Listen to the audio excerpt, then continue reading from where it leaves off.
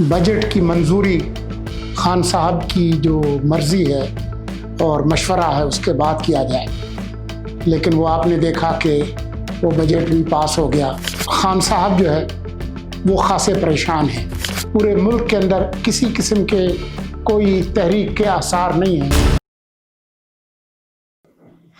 P T I کی پہلے کوشش یہ تھی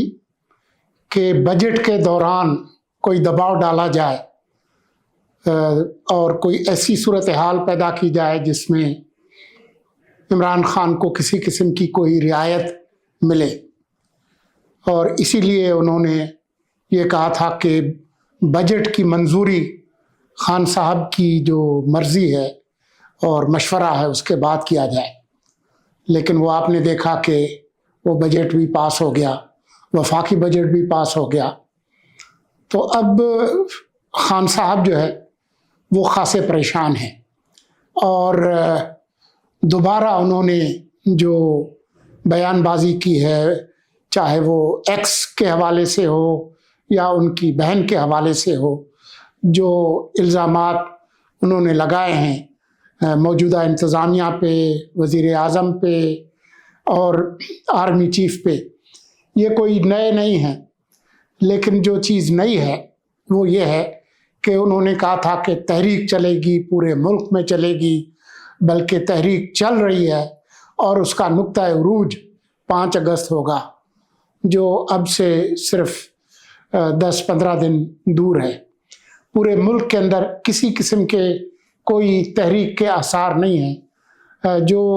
اکنامک اسٹیبلائزیشن ہے وہ اپنے طور پر آگے چل رہی ہے۔ آپ نے دیکھا کہ آج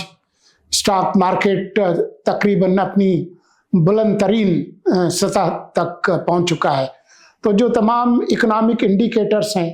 تمام تر مسائل کے باوجود جو لوگوں کے زندگی کے مسائل ہیں، جن میں بجلی کی قیمتیں بھی ہیں، جن میں بین الاقوامی مارکیٹ میں جو تیل کی قیمتوں میں اضافہ ہوتا ہے، اس کے ساتھ جو حالیہ اضافہ ہے جس میں پیٹرولیم ڈیولپمنٹ لیوی بھی شامل ہے، تو اس کے حوالے سے لوگوں کے مسائل اور مشکلات ضرور ہیں۔ جو مانسون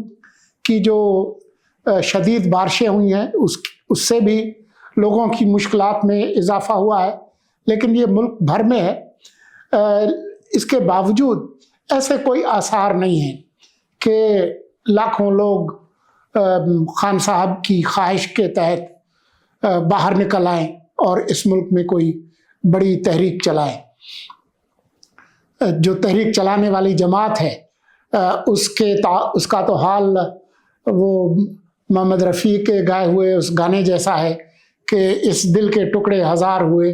کوئی یہاں گرا کوئی وہاں گرا۔ ان کسی کی کوئی اتنے گروہ ہیں پی ٹی آئی کے اندر۔ خیبر پختونخوا میں الگ گروہ بندی ہے، گنڈاپور اور اس کے جو مخالفین ہیں، اور پنجاب کے اندر الگ گروہ بندی ہے۔ تو اب ہمارے لیے تو یہ مشکل ہو گیا ہے کہ یہ گنیں کہ آج پی ٹی آئی کے کس گروہ نے کس کے خلاف کیا کہا۔ شیر افضل مروت نے لندن میں کیا کہا کہ جی یہ علیمہ باجی جو ہے وہ اپنے بچوں کو تو لندن بھیج دیتی ہیں، اور جو پشتونوں کے بچے ہیں ان سے کہتے ہیں کہ آپ جا کے انقلاب کریں، تو اب وہ خود ہی کر لیں انقلاب، علیمہ باجی اور ان کے بچے۔ تو یہ ادھر آپ نے دیکھا پنجاب کے اندر کہ کس طرح سے عالیہ حمزہ اور جو پروفیسر سلمان اکرم راجہ ہے ان کے درمیان، اور شیخ وقاص اکرم ان کے درمیان جو مت بھیڑ ہوئی، جو ایک دوسرے کے خلاف انہوں نے آڈیو لیکس کروائی، تو وہاں تو حال جوتیوں میں دال بٹنے کا ہے۔ تو یہ لڑیں گے ضرور، لیکن ایک دوسرے کے خلاف۔ ایسے ہی ماحول میں خیبر پختونخوا کے اندر سینٹ کے الیکشنز جو کافی عرصے سے ڈیو تھے وہ سر پر آ گئے ہیں۔ 3 دن بعد جو خیبر پختونخوا سے جو سینیٹر منتخب ہونے ہیں، اصل میں تو وہ 11 ہیں، 7 جنرل سیٹ پہ ہیں، 2 خواتین کے اور 2 ٹیکنوکریٹ کے. تو ابھی تک پی ٹی آئی یہ طے نہیں کر پا رہی کہ ان کے سینیٹرز کون ہوں گے. شروع میں ان کے جو انقلابی تھے پی ٹی آئی کے، انہوں نے خاصا شور مچایا تھا کہ جی مرزا آفریدی کو ہم نہیں سینیٹر منتخب ہونے دیں گے. لیکن آپ نے دیکھا کہ جو پوری بارات لے کر گئے گنڈاپور صاحب لاہور میں، وہ ساری بارات وہاں جمع ہوئی، اور اس کے نتیجے میں جو ان کے درمیان سر پھٹول ہوا اور جو بیان بازی ہوئی وہ الگ ہے. لیکن ابھی جب ہم آپ سے گفتگو کر رہے ہیں، ابھی تک کی صورتحال یہ ہے کہ مرزا آفریدی صاحب جنہوں نے 9 مئی کے واقعے کے بعد کھلم کھلا اس کی مذمت کی تھی اس واقعے کی، وہ اب لگتا ہے کہ وہ سینیٹر بن جائیں گے. ابھی تک کی اطلاعات یہ ہے. لیکن ساتھ ہی انہوں نے اپنے طور پر اور لوگوں کے نام بھی دیے ہوئے ہیں. مشعل یوسف زئی کے حوالے سے ابھی تک کوئی چیز طے نہیں ہو پا رہی. لیکن جو گفتگو ہوئی ہے P T I Khyber Pakhtunkhwa کی اور وہاں جو اپوزیشن ہے، اس میں اس کے امکانات بھی ہیں کہ ان کے درمیان کوئی تصفیہ ہو جائے. تو 11 جو نشستیں ہیں ان میں سے 6 پی ٹی آئی لے لے اور 5 جو ہے وہ حزب اختلاف لے لے. اگر ایسا ہوتا ہے تو تقریباً یہ آدھا بٹوارا ہے. ایسے وقت میں جب پی ٹی آئی کے پاس 2/3 اکثریت ہے اور ان کے آدھے سینیٹر آئے اور آدھے حزب اختلاف کے آئیں، تو یہ اپنے طور پر ایک کھلی شکست ہے کہ 2/3 اکثریت ہونے کے باوجود آپ تقریباً تمام سینیٹرز منتخب نہیں کرا پا رہے اور آپ آدھے کرا پا رہے ہیں. تو یہ ظاہر کرتا ہے کہ آپ کے اندر جو کمزوری ہے. پھر عجیب و غریب قسم کے نام جو ہے وہ بھی سامنے آ رہے ہیں. مثال کے طور پر مراد سعید، جو کہ 9 مئی کے بعد مسلسل کسی غار میں کسی کونے میں چھپے ہوئے ہیں، ان کے حوالے سے یہ کہنا کہ جی ان کو ہم سینیٹر بنوائیں گے. پہلے تو وہ بہت سارے مقدمات میں مفرور ہیں، لیکن اس کے باوجود وہ اگر ان کی نامینیشن آ بھی جاتی ہے تو بہرحال وہ الیکشن کمیشن آف پاکستان سے گزرے گی، اور وہاں پر جو اعتراضات ہوں گے اور جو ان کے حوالے سے جو بھی معروضات ہیں، پہلے اس فلٹر سے ان کو نکلنا ہوگا. لیکن اسے نکلنے کے باوجود ان کو آنا تو اسلام آباد میں ہی ہوگا نا. وہ پھر جس غار میں اور جس کونے میں چھپے ہوئے ہیں وہاں سے تو ان کو نکلنا پڑے گا. تو وہ جب تشریف لائیں گے تو جو نظام ہے